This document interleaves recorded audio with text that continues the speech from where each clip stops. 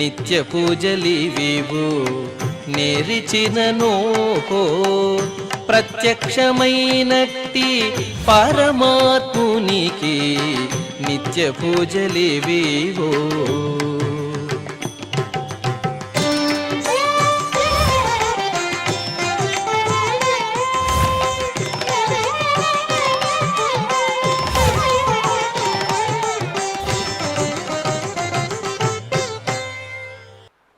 ఓం నమో వెంకటేశాయ. శుక్రవారము శ్రీ పరాభవనామ సంవత్సరము ఉత్తరాయణము గ్రీష్మ ఋతువు నిజ జ్యేష్ఠమాసము కృష్ణపక్షము తద్య తిథి శ్రవణ నక్షత్రము జూలై 3, 2026.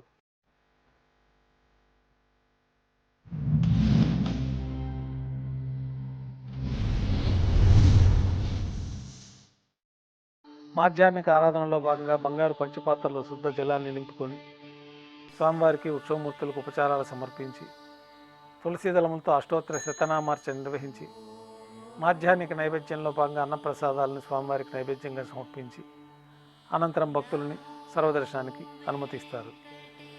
ఉభయ దేవేలతో శ్రీ మలయప్ప స్వామివారిని బంగారు తిరిచిపోయిన వేంచేపు చేసుకొని మేళతాళాలతో మంగళవాద్యాలతో విమాన ప్రదక్షిణంగా సంపంగి ప్రాకారంలో కల కళ్యాణ మండపానికి చేరుకుంటారు.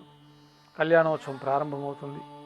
పుణ్యాహవచనము, అంకురార్పణ, రక్షాబంధనము, అగ్నిప్రతిష్ఠ, స్వామివారికి అమ్మవార్లకి కళ్యాణం సందర్భంగా నూతన పట్టు వస్త్రాల సమర్పణ, మహాసంకల్ప పఠనం, మాంగళ్యాల ఆరాధన, మాంగళ్యాలకి పూజ పూర్తయిన తర్వాత స్వామివారి తరఫున మాంగళ్యాలని అమ్మవార్లకి సమర్పణ గావించి ఈ సందర్భంగా స్వామివారికి అమ్మవార్లకి కర్పూర నీరాజనాన్ని సమర్పించి విశేషమైన హోమాలతో పూర్ణాహుతి పూర్తయిన తర్వాత మాలా పరివర్తనం అనే కార్యక్రమాన్ని నిర్వహించి ఉభయ దేవేరులను శ్రీవారి చెంతకు చేర్చి ఈ సందర్భంగా అక్షతారోపణం అనే వైదిక కార్యక్రమాన్ని నిర్వహించిన తర్వాత కర్పూర నీరాజనము, నైవేద్యము, తిరిగి కర్పూర నీరాజనంతో శ్రీవారి కళ్యాణోత్సవం పూర్తవుతుంది.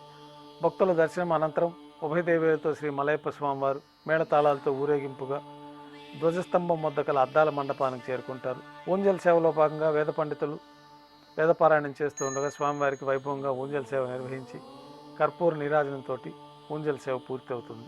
ఉభయ దేవేరులతో శ్రీ మలయప్ప స్వామివారు మేళతాళాలతో ఊరేగింపుగా శ్రీవారి ఆలయం వెలుపల కల వైభవోత్సవ మండపానికి చేరుకుంటారు. ఆర్జిత బ్రహ్మోత్సవంలో భాగంగా స్వర్ణ గరుడ వాహనంపైన శ్రీ మలయప్ప స్వామివారు వేయించేస్తారు. కర్పూర నీరాజన సమర్పణతోటి స్వర్ణ గరుడ వాహన సేవ పూర్తి అవుతుంది. హనుమంత వాహనంపైన శ్రీ మలయప్ప స్వామివారు వేయించేస్తారు. కర్పూర నీరాజనంతో హనుమంత వాహన సేవ పూర్తి అవుతుంది. పెద్ద శేష వాహనం పైన శ్రీ మలయప్ప స్వామివారు వేంచేస్తారు.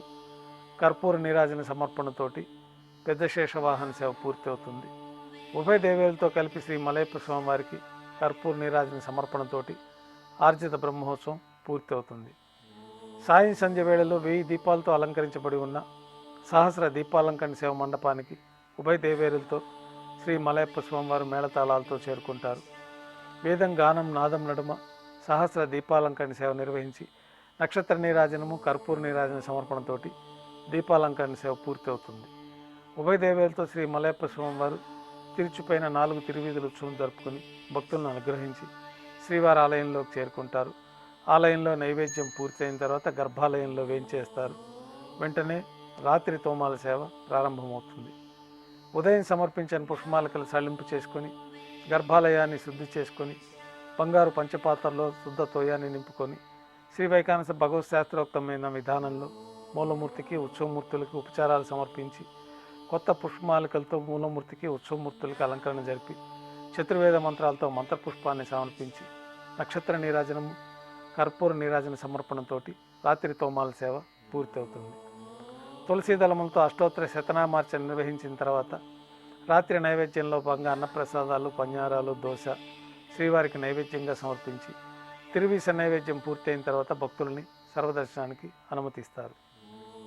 కొద్ది విరామం తర్వాత ఏకాంత సేవలో భాగంగా రాత్రి సమర్పించిన పుష్పమాలికలన్నీ సళ్లింపు చేసుకొని గర్భాలయాన్ని శుద్ధి చేసుకొని బంగారు పంచపాత్రల్లో బ్రహ్మ తిరువారాధన కోసమై బంగారు బిందులోని తీర్థాన్ని సమర్పించి ఏకాంత సేవలో భాగంగా కౌతుకభయమైన శ్రీ భోగ శ్రీనివాసమూర్తి వారిని బంగారు పట్టు పాన్పు పైన వేంచేపు చేసుకొని ఈ సందర్భంగా దారోష్ణమైన గోక్షీరము, జీడిపప్పు, ద్రాక్ష, కలకండ కలిపిన మిశ్రమాన్ని నైవేద్యంగా సమర్పించి, పండ్లని నైవేద్యంగా సమర్పించి కర్పూర నీరాజనంతో ఏకాంత సేవ పూర్తి అవుతుంది.